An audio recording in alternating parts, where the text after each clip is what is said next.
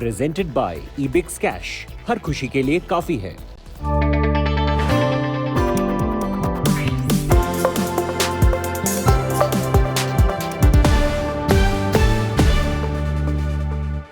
Good evening and welcome. You're with us here on Business Today. I'm Abha Bakaya. Here are the headlines tonight. Sensex nosedives over 500 points on weak global cues. Nifty ends below 17,650. Metals, PSU banks worst hit. Major relief to debt-ridden telecom space. Government notifies 100% FDI in the sector under the automatic route.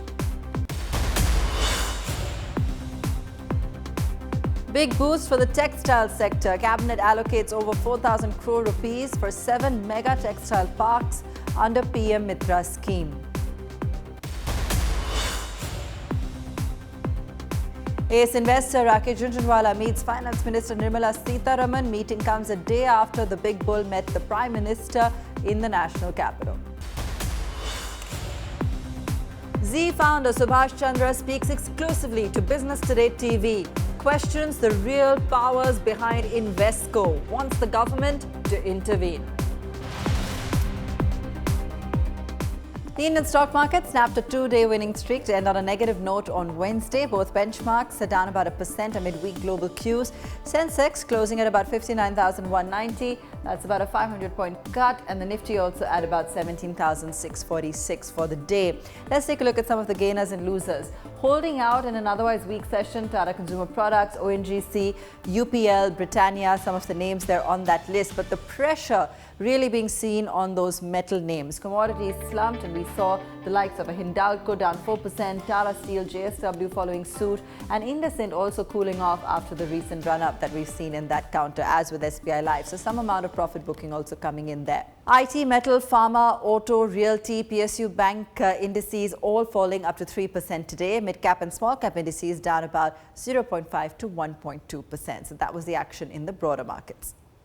The Modi government has notified 100% FDI via automatic route in the telecom sector through a formal notification released by the DPIIT today. This comes days after the CCA announced a comprehensive relief package for the India telecom sector. Business Today TV accessed this notification. My colleague Karishma joining us with more on this. Karishma, talk us through, the kind of relief this is likely to bring. Will this help to alleviate stress for the sector? Well, right, Abha, the government has infused life into the debt-ridden telecom sector by making a series of relief announcements. And today is the day where DPIIT under Ministry of Commerce has released this, where they now allow 100% FDI via automatic route in the telecom sector. Earlier, it was supposed to be 49%, and anything beyond that had to go through the government route. Well, this is just not making the process simpler, but if you see with all the other kind of reliefs that were announced by government in the month of September, including that of 4-year moratorium and the AGR rationalization, this of course stands as a way that the government is trying to bring relief to the sector. Let's not forget that shares of Vodafone and Airtel shot up to a day's high in September because of this relief coming from the sector up to a really long time. Karishma, thanks so much for taking us through that important notification today. Now, the Union Cabinet has also approved a huge package for the textile sector. First announced in this year's budget, the Cabinet has approved setting up of 7 mega integrated textiles region and apparel parks under the Prime Minister Mitra scheme. The total outlay in the next 5 years for this is 4,445 crore rupees.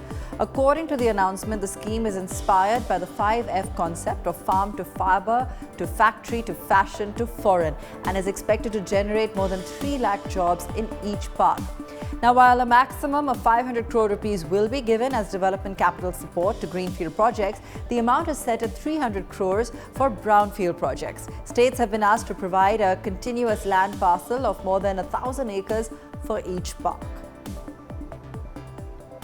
Chetan Bhutani joining us live on this. Chetan, two important notifications in Cabinet. Take us through the kind of significance this will have, and especially for the textile sector. Well, Amal correctly pointed out about the textile sector. Well, it's also a early festive season for the railway employees. The two important decisions have been taken by the Union Cabinet today. First, about the railway sector, productivity-linked incentive bonus equivalent to about 78 days wage will be given to non-gazetted employees. Bonus for FY 2021 will benefit about 11.56 lakh railway employees at a cost of about 2,000 crore rupees. Coming to the textile part, 7 mega integrated textile parks would be developed as a part of PM Mitra scheme at a cost of about 4,445 crore rupees. These textile parks would be developed as a special purpose vehicle between the states and the center on PPP mode, which will all, of course, enable spinning, weaving, processing, dyeing, and printing and garment manufacturing all at one place instead of the value chain at different locations, thereby reducing the logistics cost. So definitely about 10 states have shown interest as what the ministers announced in the Union Cabinet briefing. So definitely a good news for the textile sector, but of course, early festive season for the railway. Great, Chetan. Thanks so much for joining us with that. Moving on, a day after his image with the Prime Minister went viral on social media, ace investor Rakesh Jhunjhunwala today met Finance Minister Nirmala Sitharaman. He was accompanied by two associates, Utpal Seth and Amit Goela. While Seth is the CEO of Jhunjhunwala's company, Rare Enterprises, Goela is one of the partners in the entity. The Big Bull, as Rakesh Jhunjhunwala is affectionately called, has incidentally applied for a no-frills airline license.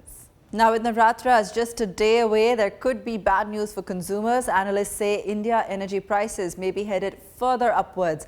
It's not only the rise in petrol and diesel prices, but also a reported shortage in coal supplies, which could lead to power outages across the nation. Here's a report by Rishabh Mishra. The first to feel the pinch is the consumer at the petrol pump. Another 30 to 35 paise increase in the prices of petrol and diesel on Wednesday. That's not all. Even CNG prices were hiked on the 1st of this month, making public transport in the national capital region costlier. With global economies recovering from COVID, prices at the petrol pump have shot up this year, rising from 83.71 per litre on the 1st of January to over 90 in April, 99 by July and 103 rupees today.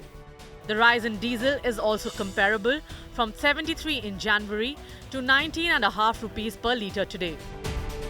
It was somewhat surprising that OPEC Plus decided not to put any additional oil into the market. It's a balancing act for them. Perhaps some like Saudi Arabia or Russia could unilaterally have just decided to put more oil into the market. Pump prices will continue to follow the rise in the international benchmark crude prices. There's just no solution to that, other than perhaps the government rolling back a little bit of the tax component.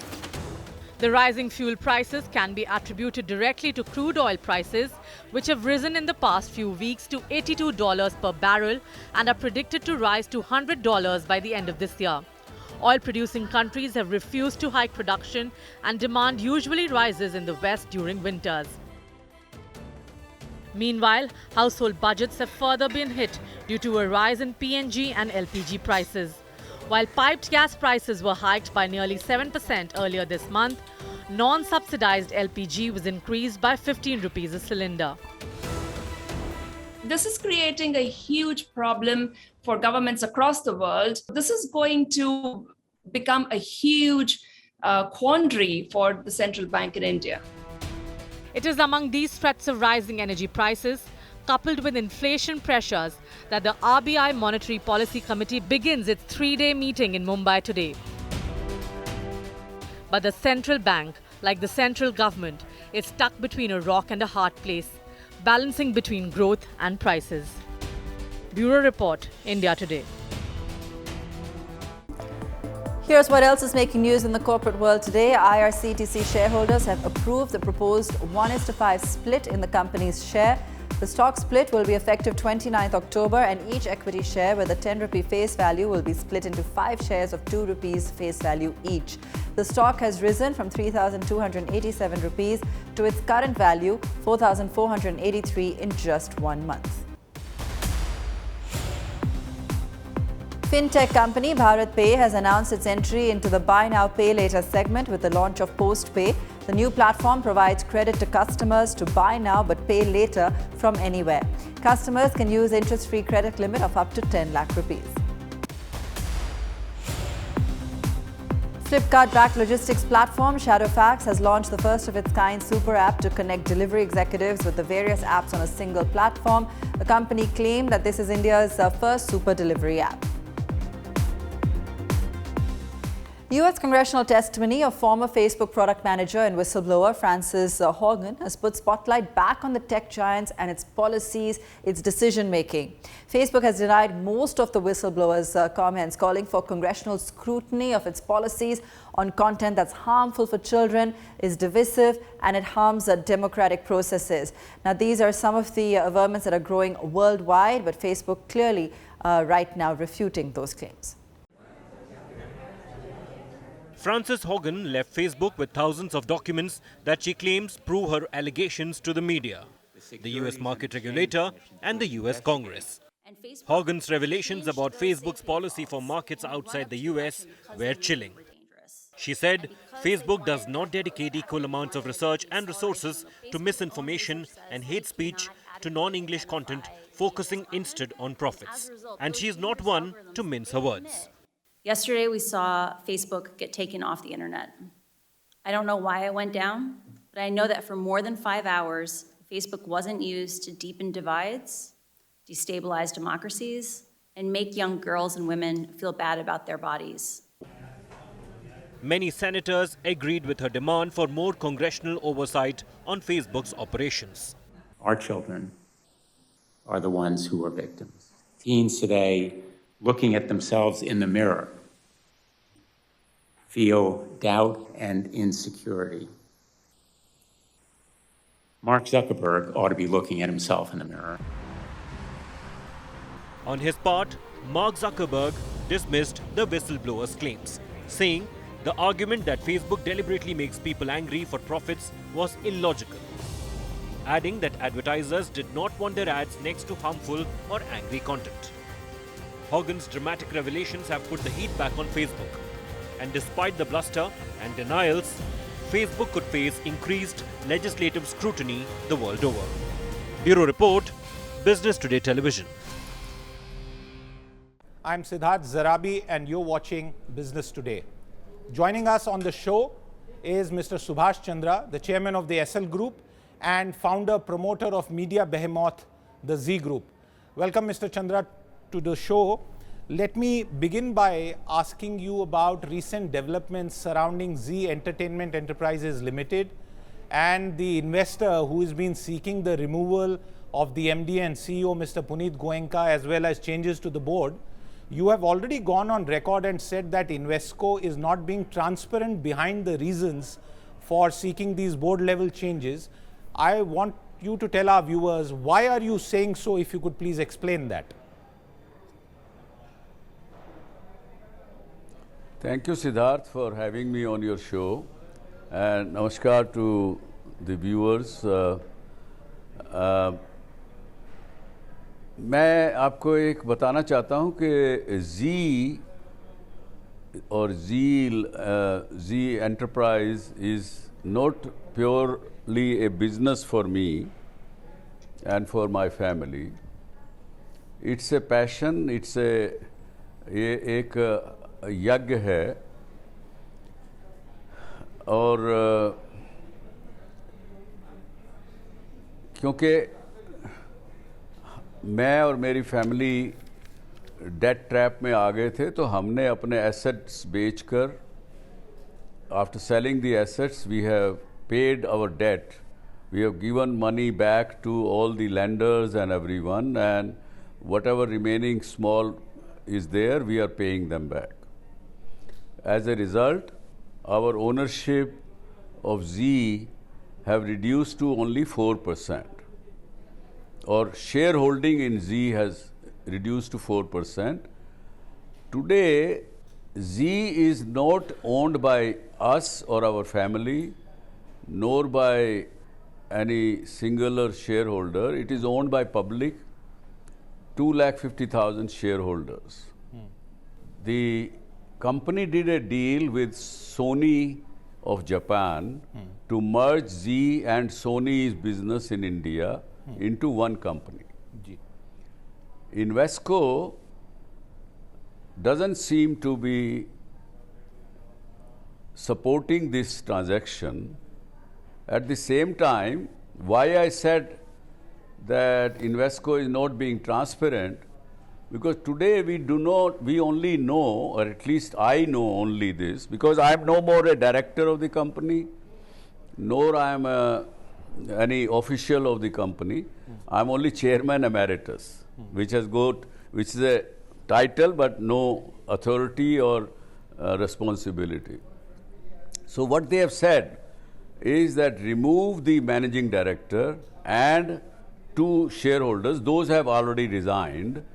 So today's contestation is only remove him and appoint 6 of their nominees. Right. Now question is, that means it's a takeover of the company. Yes. Takeover of the company without complying the takeover code of the country, without complying various other laws which are prevailing of the land. Because of this lacuna being available, that a 10% shareholder can call EGM. Yes. And change the board or remove the board and managing director, etc. Now, no harm. They are well within their rights, perhaps. But they have to comply with the laws and then seek the shareholders' voting. Right. All I have suggested yesterday, first time I have spoken, is that let Invesco suggest what is their deal. They are a private equity company. Are they going to run the company? Zeal? If yes, let them say so. But as from all the things which we can see, they seem to have done some deal with somebody behind the scene. And that they are not coming out transparently. Let them say what their deal is with whosoever it is.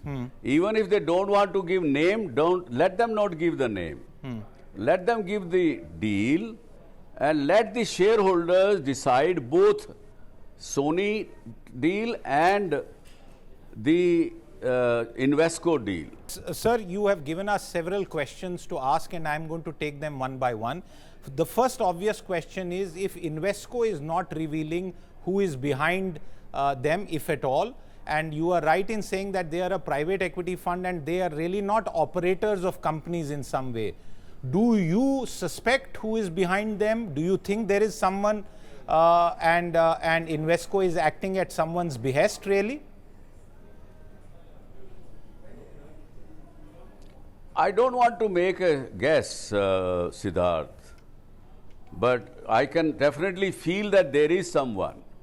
And why there is someone? Because Z, if I say in Hindi and in Indian thinking, Z is a beautiful girl which has got created by the act of God, I would say, because when we launched Z, there was nothing in India. It was the first private sector television after Doordarshan. And because there was a vacuum, there was a space, it got created. I also don't claim that I am a creator. I am a founder, but I cannot create Z the way it is. As I said to you, it's a company which has got created. If anybody wants to recreate it, 10 lakh crore रुपया, I repeat, 10 lakh crore लगा के भी Z recreate नहीं हो सकता. इसलिए Invesco, जो कि हमारा बहुत पुराना शेयर होल्डर है, 10-12 साल पुराना शेयर होल्डर है, शायद जब हमने शुरू किया 92 में, उसके साल 2 साल बाद Oppenheimer became our shareholder. लेकिन ये इन्वेस्को का हमें समझ नहीं आ रहा स्ट्रक्चर क्या है. ये ओपनहाइमर है कि OFC चाइना कंपनी है, ये क्या है? लेकिन इनका व्यवहार बदल गया पिछले साल भर से. That Mr. Chandra, their behavior is saying that there is something. To your knowledge, anyone else joined hands with Invesco? Because like you said, you have a diversified shareholding. Your own shareholding is at 4%. Is anyone else from the investors coming along with Invesco? There must be. Otherwise, Invesco cannot do this clandestine, quiet, illegal takeover of the company. You have also spoken, Mr. Chandra, about not just the need for transparency on behalf of a private equity fund. You've also spoken about a regulator. Do you think this is a fit case for some sort of intervention, perhaps even by the I&B ministry, the government, to look at this entire situation that has been created? I'm actually, Siddharth, surprised that SEBI has not acted. Ministry of Company Affairs have not acted.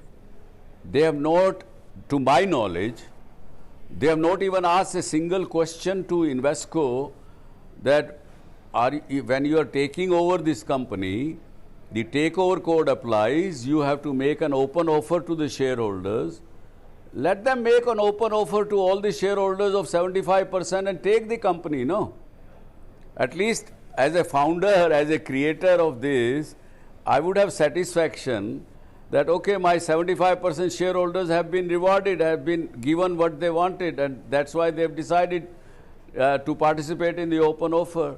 Let them take the company. I understand that point. Mr. Chandra, as I wind down this conversation, I have a couple of points further to ask you. The 6 directors that have been proposed by Invesco, now obviously this is a media company, you need at the board level also some amount of supervisory experience, oversight experience. In the names and the candidates who have been proposed, does that reveal anything to you? Do those names give you any hint of what could possibly be behind this whole exercise as we started this conversation, that point? Siddharth, you have the names of those people. You are capable. Your organization is, again, a very big media company. You can definitely find out. I don't want to make single guesses. Yes, I can only say that none of them, I repeat, none of them have got any experience of media business. None of them, they are respectable people. Don't mistake me.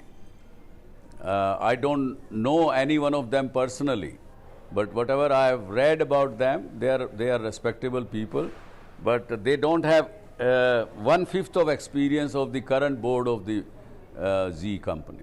Thank you very much, Mr. Chandra, and we will keep tracking this development, and thank you very much for your time with us today. With that, it's a wrap on this conversation with Subhash Chandra, the founder chairman of the SL Group Thank you, Siddharth. and Z.